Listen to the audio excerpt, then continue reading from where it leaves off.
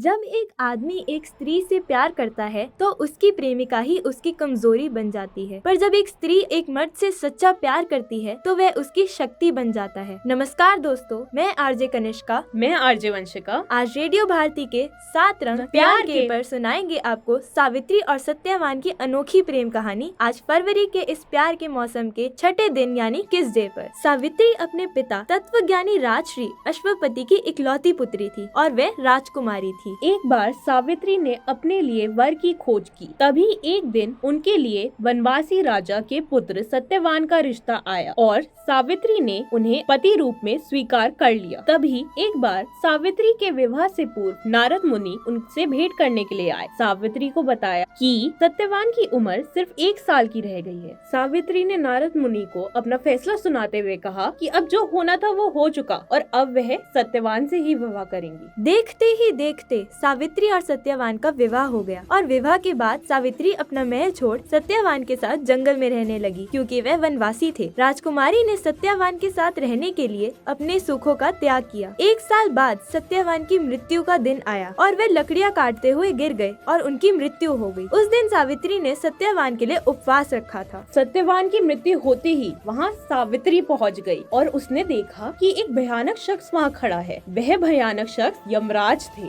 सावित्री बिना डरे यमराज के पास जाती है और अपने पति के प्राण वापस मांगती है, पर यमराज उन्हें इनकार कर देते हैं। सावित्री ने अपने पति के प्राण मांगते हुए लाखों कोशिशें की, मगर यमराज इनकार ही करते रहे। उन लाखों कोशिशों के बाद सावित्री ने यमराज का यमलोक तक पीछा करना शुरू कर दिया और वहाँ जाते जाते अपने पति को वापस प्राप्त करने के समाधान सोचती रही। उनके प्रयासों को देख यमराज प्रसन्न होते हैं और सावित्री को कहते हैं कि कोई भी 3 वरदान मांग सकती हैं। उन्हीं 3 वरदानों में से सावित्री अपने और अपने पति के परिवार का भला मांगती हैं और तीसरे में मांगती हैं कि उन्हें अपने पति सत्यवान से 100 पुत्रों की प्राप्ति हो। इस वरदान की पूर्णता के लिए यमराज को सत्यवान के प्राण लौटाने पड़ते हैं और सावित्री का प्रेम सफल हो जाता है। प्यार हमेशा अधूरा होता है, ठीक अपने पहले अक्षर की तरह, परंतु उसे पूरा करना हमारा ही काम होता है। तो आप सभी चमत्कार का इंतजार ना करें, खुद भी कुछ तो करें। तो अब हम मिलेंगे आपसे प्यार के 7वें रंग के साथ